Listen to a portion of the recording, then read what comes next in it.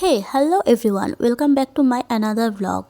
তো তোমরা সবাই কেমন আছো? আশা করছি তোমরা সবাই খুব ভালো আছো, আর তোমাদের আশীর্বাদ এবং ভালোবাসায় আমিও ভালো আছি। তো চলো, আজকে একটা খুব খুব ইন্টারেস্টিং ভিডিও নিয়ে তোমাদের সামনে চলে এলাম। বড়দের জন্য রইল আমার প্রণাম এবং ছোটদের জন্য রইল আমার অনেক ভালোবাসা।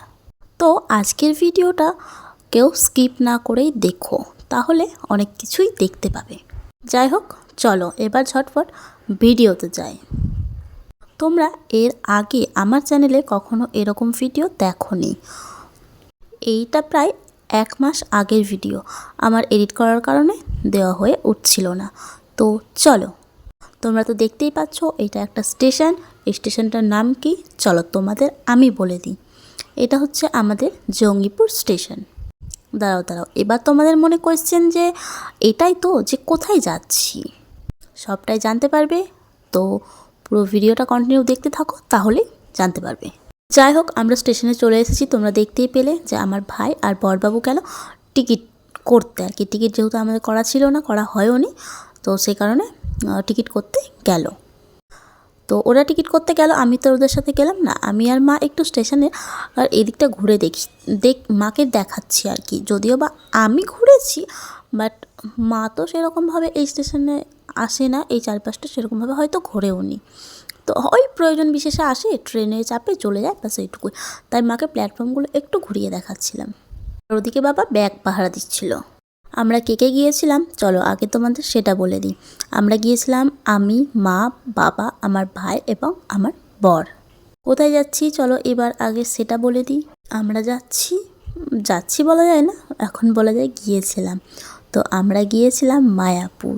তো তোমরা দেখতেই পাচ্ছ যে আমরা এই মুহূর্তে লঞ্চে দাঁড়িয়ে আছি। বাট মানে দুর্ভাগ্যের বিষয় এটাই যে ওই যে হয় না যে দুটো নদীর আর কি জল, মানে কি যেন নাম, দাঁড়াও আমি বলছি, জলঙ্গি আর আমাদের গঙ্গার মানে যে মিলনটা, যদিও বা মিলন হয় না ওইটা, যেটা মানে এপার দেখা যায় না দুইটা কালারের জল। তো সেটাই আর কি। আমি খুব একটা ভালো করে দেখতে পাইনি, সবাই দেখেছিল, বাট আমি কিছু বুঝতেই পারলাম না, কোন দিক দিয়ে গেলাম না গেলাম কিছু দেখতেই পারিনি, কিছু বুঝতেও পারিনি। যাই হোক, তো চলো ভিডিওটা দেখতে থাকো। আর এটা ছিল আমার ফার্স্ট টাইম লঞ্চে চাপা। আর তোমরা কে কে গিয়েছো মায়াপুর সেটা কিন্তু অবশ্যই কমেন্ট বক্সে কমেন্ট করে জানাতে ভুলো না।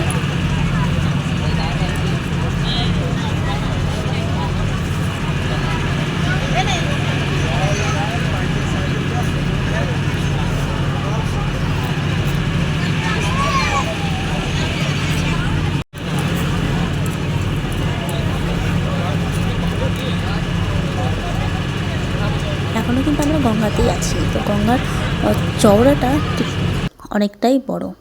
এই এই যে দেখতে পেলে, একটুখানি জাস্ট দেখা গেল। আমি ভিডিও অন করতে করতে আর কি ওটা পার করে চলে এসেছি। তো তোমরা একটু ভিডিওটা পজ করে দেখবে, তাহলে দেখতে পাবে। তারপরে দেখো লঞ্চ থেকে আমরা নেমেও পড়লাম। নেমে পড়ে আমাদের মানে আমরা গিয়েছিলাম 5 জন, ব্যাগ হয়েছে কটা জানো? ব্যাগ হয়েছে 3টে। যাই হোক, লঞ্চ থেকে নেমে পড়ে এবার যার ব্যাগ নিয়ে, ব্যাগগুলো না সত্যি কথা প্রচণ্ড ভারী হয়েছিল। আমি ফার্স্ট টাইম গিয়েছিলাম, সে কারণে অতটা কোনো নলেজ ছিল না। যাই হোক, তো ব্যাগগুলো ভারী হয়েছিল। সেগুলো ক্যারি করছিল আমার বর আর আমার ভাই, আর নিয়ে গেছিলো হচ্ছে আরেকটা আমার বাবা। আর এই রকম বাসের সিঁড়িতে প্রায় অনেকদিন পরেই ওঠা হলো। তো চলো আমরা হচ্ছে লঞ্চ থেকে নেমে ফেরিঘাট, মানে যেটাকে বলে কি বলে মানে ফেরিঘাটই তো বলে বোধহয়। তো সেটা থেকে মানে সেটা পার করছি। ওখান থেকে বেরিয়ে এবার টোটো ধরবো, টোটো ধরে তারপরে সোজা যাব মায়াপুর। দেখো তোমাদের সাথে কথা বলতে বলতেও আমি প্রায় মায়াপুরের মন্দিরের ভেতর মানে মন্দির চত্বর এরিয়াটার মধ্যে ঢুকে পড়েছি। মন্দিরের সেদিন আর দুপুরে মধ্যাহ্নের টাইমে মধ্যাহ্নের ভোগে আর কি মানে যেতে পারিনি, যাওয়া হয়ে ওঠেনি, কারণ আমরা একটা প্রবলেমে পড়ে গিয়েছিলাম সে কারণে। ওই দেখো সামনে আমার মা বাবা যাচ্ছে, আর আমি তোমাদের একটু ভিডিও করে করে দেখিয়ে দিচ্ছিলাম। যারা এসেছো তারা তো দেখেইছো, বাট যারা আসোনি তারা একটু করে দেখে নাও। এটা ছিল ঠিক সামনের দিকটা নয়, এটা সাইডের দিকের ভিউ ছিল। তারপর দেখো এখানে কি সুন্দর সুন্দর মোরগঝুটি ফুল, মানে আমার তো এত সুন্দর লেগেছে যে তোমাদের কি বলবো। তো চলো আস্তে আস্তে এবার মন্দিরের সামনের দিকটা দিয়েই আমরা ওই দিকটায় যাবো, যেহেতু আমাদের এখনও রুম করা হয়নি। সেই রুম খুঁজতে গিয়ে যে আমাদের কী নাজেহাল অবস্থা হয়েছিল সেটা একমাত্র আমরাই জানি। একে তো অত ভারী ভারী 3টে ব্যাগ আমরা 3জন নিয়ে দাঁড়িয়েছিলাম, আমি, বাবা আর মা ব্যাগগুলো নিয়ে দাঁড়িয়েছিলাম। আর আমার ভাই আর বর গিয়েছিলো রুম ঠিক করতে। মন্দিরের ভেতরে তো আর পেলাম না রুম সেদিন তো মানে প্রায় 2 থেকে 3 ঘন্টা এই ব্যাগ নিয়ে এদিক ওদিক করতে করতে, রুম খোঁজাখুঁজি করতে করতে প্রায় 2-3 ঘন্টা লেগে গিয়েছে। তারপরে ভেতরে কোনো গদা ভবন পেলাম না, পদ্ম ভবন পেলাম না, চক্র ভবন পেলাম না, কোনো ভবন নেই, কোনো রুম পাইনি।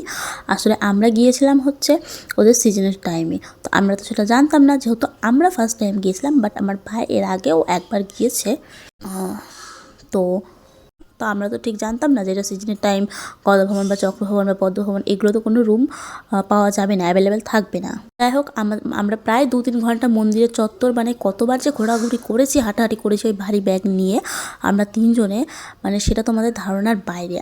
দিয়ে তারপরে তো কোনো মতে বাইরে এসে রুম মানে হোটেলের রুম ভাড়া করে থাকা হলো। একটা যেহেতু যেখানে 2টো রুম করার কথা ছিল হোটেলে, ওদের মানে প্রাইসটা আরও বেশি বেড়ে গিয়েছিল, যেহেতু বললাম যে এটা ওদের সিজনের টাইম আর কি, তো ওরা রুম রেন্ট আরও বেশি বাড়িয়ে দিয়েছিল। তো সেই কারণে আমরা একটা রুম নিয়ে আপাতত ওখানে ব্যাগগুলো নিয়ে খানিকক্ষণ স্টে করি, ব্যাগগুলো রুমের ভেতর রেখে কিছুক্ষণ রেস্ট নিয়ে তারপর আমরা রুম লক করে দিয়ে চলে আসি আবার মন্দির চত্বরে, মানে খাবার দাবার খেয়ে দিয়ে মন্দির চত্বরে চলে আসি। না, খাবার দাবার খাওয়ার আগেই মানে ব্যাগগুলো কোনো রকম আমরা হোটেলের রুমে রেখে আবার এই মন্দিরের ভেতরে প্রবেশ করি। মন্দিরের ভেতরে চত্বরে প্রবেশ করি। দিয়ে কোনো ভবন টবন তো পেলাম না। যাই হোক, যদি বা পেলাম হচ্ছে তোমার কুটির। তো ওই কুটির মানে কি বলবো, ওই কুটিরে এরকম মানে আমার এক্সপিরিয়েন্স এটা ফার্স্ট টাইম। তো নেক্সট টাইম থেকে আমি যদিও বা মানে বলছি না যে ফার্স্ট টাইম গেছি, আমাদের কোনো রকম মানে কোনো আইডিয়াই নেই যে কী থেকে কী হতে পারে। তো আর কি একটা বেড়ার রুম যেগুলো আর কি হয়, তো তোমরা যারা গেছো বা জানো তারা হয়তো জানো। তো ওই রুম রেন্ট ছিল 100 টাকা করে। বাট ওখানে 5জন থাকতে পারবে, 5টা বেড ছিল। পুরো রুমের চারিদিকটা ছিল বেড়ায় ঘেরা, ওপরটা ছিল অ্যাডভেস্টারের। দেন তারপরে গল্পটা শোনো। তারপরে তো ওখানে হয়ে গেল, আমরা ওখান থেকে বেরিয়ে এসে আবার বাইরে নিরামিষ খাবার দাবার খেয়ে নিয়ে আবার একটু রুমে আসলাম। মানে রুমে বলতে যেই আমরা হোটেলের রুমটা নিয়েছিলাম সেখানে সবাই মিলে আসলাম। এসে কিছুক্ষণ রেস্ট নিলাম, নিয়ে আবার সন্ধেবেলা সন্ধে আরতিটা দেখতে গিয়েছিলাম। তো সন্ধে আরতি মানে আমরা রুম থেকে বেরিয়ে যাই প্রায় একটু বিকেল, তখন আগে মন্দির চত্বরের চারিপাশটা ঘুরে নিই। তারপরে যখন ভোগ আরতির টাইম হয় তখন মন্দিরের ভিতরে প্রবেশ করি। যেহেতু তোমাদের বললাম যে আমরা 12টার সময় মায়াপুরের মন্দিরের কাছে পৌঁছলেও আমরা দুপুরের ভোগটা দেখতে পাই। এই কারণে আমরা সেদিন সন্ধ্যের যেই সন্ধ্যা আরতিটা হয় সেটা দেখেছিলাম। তো সেটা দেখে আসার পরে তো আমরা আর কি আমি, মা, বাবা ছিলাম হোটেলের রুমে, আর ভাই আর আমার বর ছিল হচ্ছে সেই বেড়ার ওই রুমে। তো ওই বেড়ার রুমে যদিও বা আমরা থাকতে পারিনি, এখন যারা পারে হয়তো তারা থাকতে পারবে, বাট আমরা পারবো না। তো যেহেতু আমরা রুম পাইনি সে কারণে আমাদের প্রায় এক প্রকার বাধ্য হয়ে ওই রুম নিতে হয়েছিল, কিছু করার ছিল না। ওরা রাত্রিবেলায় ওখানে স্টে করলো, বাট ওরা চলে গেল আমাদের মানে ওদের ব্যাগপত্র নিয়ে ওরা ওদের কুটিরে চলে গেল। আমরা মন্দিরের বাইরে হোটেলে থাকলাম। দিয়ে তখন বাজে রাত্রি 12টা। তখন আমার ভাই ফোন করে বলছে ওখানে নাকি ওই রুমটাই নাকি বলতে চাক। যাই হোক, ওখানে তোমাদের একটা কথা বলে দিই, ওখানে তোমরা 100 টাকা থেকে শুরু করে 5-5.5 হাজার টাকা পর্যন্ত, মন্দিরের ভেতরের কথা বলছি আমি, 100 টাকা থেকে শুরু করে তোমরা 5-5.5 হাজার টাকা পর্যন্ত রুম রেন্ট পাবে। বাট এবার তোমরা তোমাদের পছন্দ মতো নিতে গেলে সেক্ষেত্রে তোমাদের মন পছন্দ মতো নিতে গেলে সেক্ষেত্রে তোমাদের ওই 100 টাকা রুমে তোমরা থাকতে পারবে না। যাই হোক, এটা তোমাদের বলে দিলাম। আর যদি বা আমিও কখনো নেক্সট টাইম যেতে পারি, তো ওই 100 টাকার রুমে আমরাও কখনো থাকবো না। ওই যে তোমাদের বললাম, আর ওই টাইমে তো যাবোই না, সিজনের টাইম, কারণ ওই টাইমে গেলে আমরা কেন কেউই রুম পাবে না।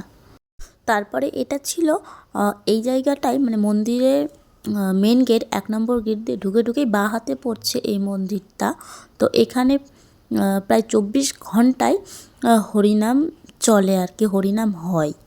তো তো ঠিক তার মন্দিরের সামনেটায় কিন্তু যারা আর কি হরিনামগুলো করছিল প্রভুজি এবং মাতাজিরা, তো তারা কিন্তু একটা কি বলে ওইটাকে, খড়ের ছাউনি আর কি, কুটিরের মধ্যে তারা এই নাম গানগুলো করছিল। তো যাই হোক, দেখো এই তোমাদের সাথে তারপরে সন্ধে লেগে গেল, আমরা যাচ্ছিলাম মন্দিরের উদ্দেশ্যে।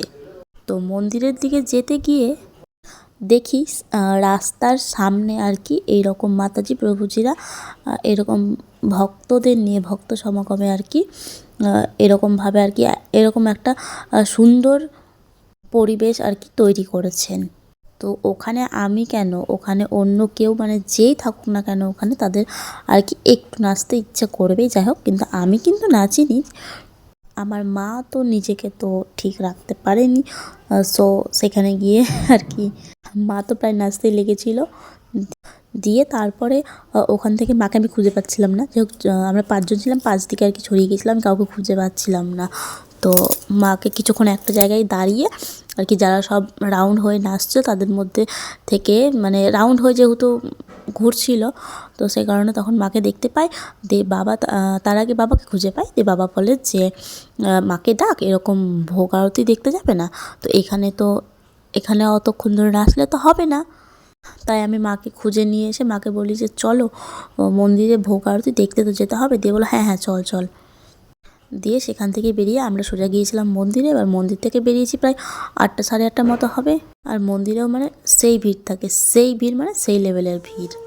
তো সেই দিন আমাদের এই সন্ধ্যা আরতিটা দেখার পরেই দেখা শেষ করে বর আর আমার ভাই চলে গিয়েছিল বাইরের রেস্টুরেন্টে। তো সেখান থেকে ভেজ চাউই আর কি খেয়ে নিয়েছে।